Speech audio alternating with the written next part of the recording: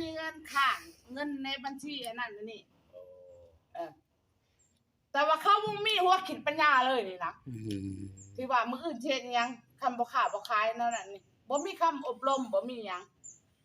ถามเพิ่นเบิ่งมีแต่ว่าแบบนี้เดี๋ยวมื้ออื่นแหละสุข่อยแหละจังสิเมื่อเยี่ยมเมื่อยามทั้งบ้านเจ้าเนาะโดยเมื่อนำกันเบิดทุกคนนี่แหละโดยเมื่อฮอดพุ่นแล้วจังคุยกันโดยแนวใดคำว่าสิเอาเมื่อหาเอื้อยเนาะแม่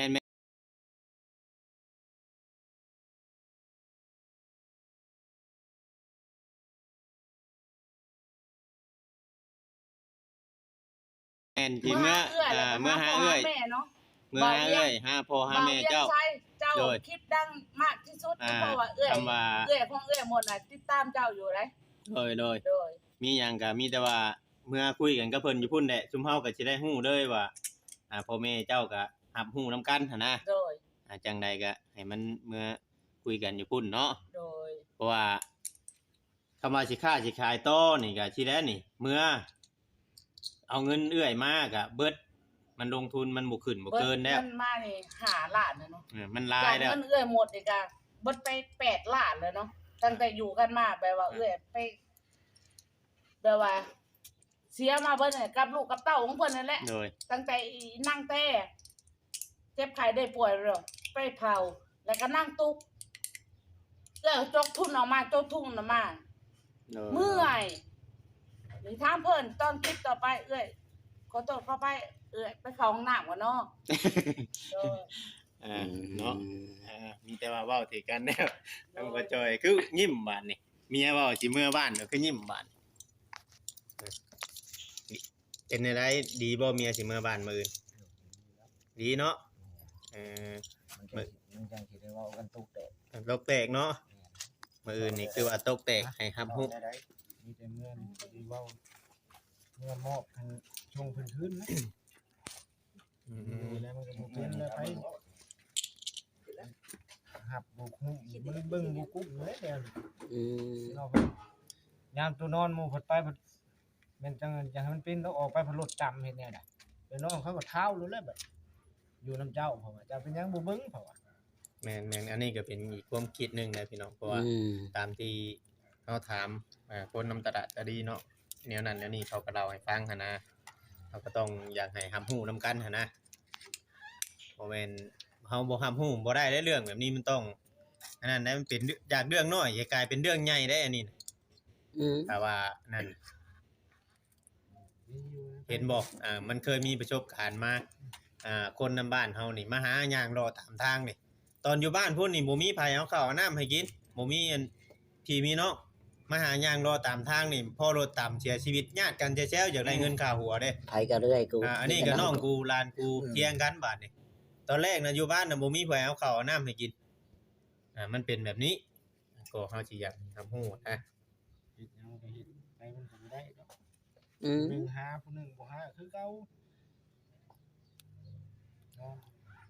แต่เก่ามาลังหันดียอมรับว่าดีอยู่กันกับพวกเด็กน้อย2คนนั่นนะมีกับติ๊กเราไปห้องน้ำเพิ่นเองคือผู้จังหน่อยแล้วก็เอามาอีกเด้นี่ติดนี่นี่มีกับติ๊กอันนี้ก็เพิ่นนั่นแหละเว้าเพิ่นเลยบอกเป็นอะไรบาดมันเย็นๆไปเลยนั่นแหละเฮ้ยสิได้เฮาจะบ่อยากนั่งอยู่ตลาดกินเนาะ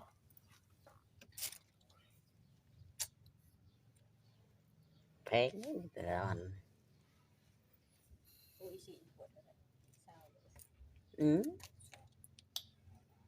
บ้านนี้ให้ถือเบียร์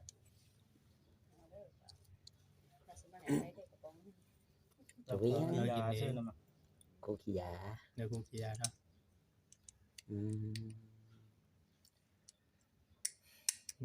นี่แต่ว่านั่นมื้ออื่นจังค่อยว่ากันใหม่แม่นสู้ๆไปเฮาจังสิเข้ามาใหม่มื้ออื่นเด้อ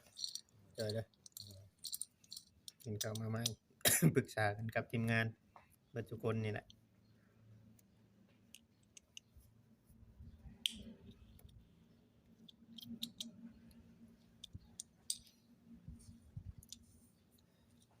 ใจใหญ่กล้าอยู่บ่ช่วยกัน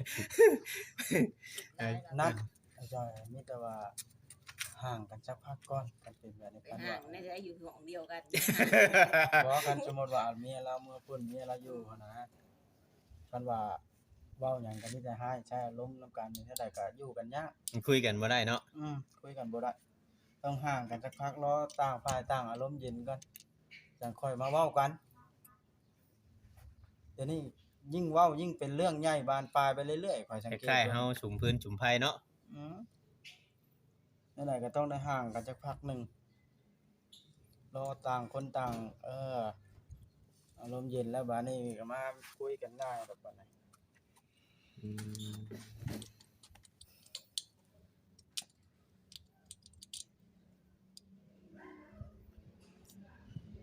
และมีกับข้าวกับน้ำกินอยู่เลยบ่ได้กินเฟอกินหยังหั่นน่ะกิน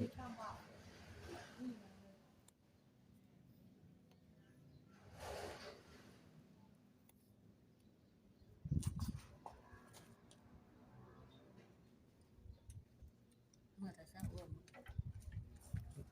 บ่เช้าไปไหนดอก 9 โมง 10 โมงพุ่นแล้วเนาะ นี่เพื่อเฮาตื่นได้ซะเนาะ ดงเห็นบ่ได้ไกลปานใดนะเหยียบรถบ่ฮอดนะ ลงคลิปเลยกินยางมาแล้วจะซื้อน้ำกิน น้ำซื้อกิน ชื่อน้ำหยังอีกกินหากะยาท่านไปเหี่ยวซ้ำจุข่อยน่ะไปชื่อมาอีกแล้วพอแล้วเนาะ อ่า พอแล้วจุข่อยท่านน่ะเหี่ยวออกอยู่เอามาเมากันเด้อเอ็มร้อยนอนบ่หลับบัดคืนจุข่อยปะแรง สิเมื่อบ้านเนาะก็นั่นนี่ก็เลยอยากบอกในคลิปเนาะ มาพี่ มาพี่ถอยก็มาบอกรถที่เมื่อบ้านมื้อนี่ สิมาบ้านมาแล้วอย่างมาลูกอย่างมาเอ้ย สิมาบ้านมาเฮากินบอกสิว่าทุกคนกัน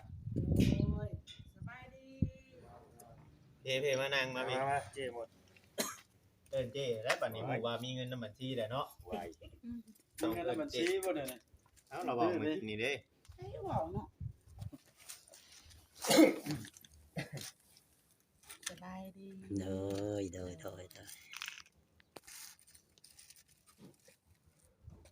มีหยังอยากเว้าไปว่าสิเว้าเมื่อกี้ กะมื้ออื่นสิเมื่อบ้านเนาะหาเอื้อยแล้วก็ให้บ่าวเวียงด้วยว่าบ่าวบอสแล้วก็คนที่มาถ่ายอยู่ในคลิปนี้ก็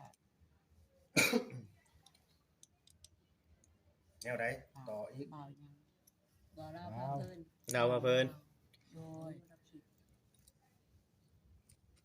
บ่าวเล่าก็ทั้งมาทั้งผัวทั้งเมียเนาะ อืม ตามที่เพิ่นอุดหนุนถ่ายคลิปถ่ายหยังน่ะก็อยากให้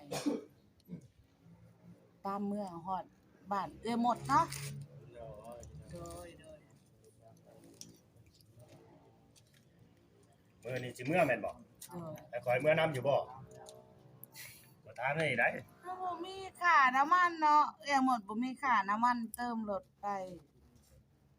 ก็อยากให้ช่วยเหลือเฮาแน่แบบว่าค่าน้ำมันรถแล้วก็ไปฮอดบ้านฮอดช่องอิหยังจังซี่ให้ไปถ่ายคลิปถ่ายทำเนาะ คือความหมายนี่ โดย เราอยากให้เมื่อชง โดย โดย เพราะว่าเราบ่มีค่าน้ำเมืองน้ำมันบ่มีเงิน โดย โดย อืม ความหมายแบบนั้นเนาะ โดย ก็ได้บ่มีปัญหา เพราะว่าเอื้อยนี่ก็สู้ที่สุดแล้ว ให้ผู้ใหญ่เพิ่นเบิ่งเห็นหมดทุกเหตุการณ์ที่อิหยังเกิดเรื่องขึ้นมาก็ขอโทษขออภัยนำขอหมดขอโทษขออภัยกับผู้ใหญ่เพิ่นเนาะคือแบบว่า ตามที่เพิ่นสั่งมาเว้ามามันก็คือแบบว่า มันเฮ็ดบ่ได้เนาะลงทุนบ่ได้อิหยังจังซี่เอื้อยก็เสียใจ อย่ามาถ่ายแบบว่า มาถามเรื่องคลิปทางหลังว่าเป็นแนวนี้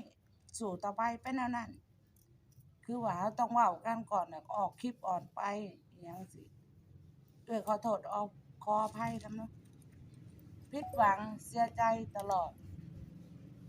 เฮ็ดเต็มที่แล้วพ่อบ่ก็ว่ามีหยังออกมาแบบว่าตามคลิปตามอย่างนั้น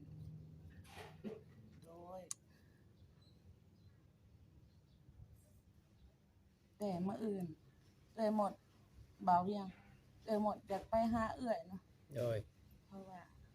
เอื้อยก็มีคำที่ว่าปรึกษากับเอื้อยเพราะว่ายืมเงินมากก็3 ล้านแล้ว 3 ล้านได้บัด โดย เอามื้อนั้นคือว่าล้านหนึง แม่นก็เพราะว่าเฮาติดต่อไปเรื่อย เขาโอนมาให้ ๆแม่น อืมโดย โดย เพราะว่าเอื้อหมดก็บ่มีหยังเนาะ อืม อยากฝากฝังแบบว่า โดยบ่าวเวียงก็เป็น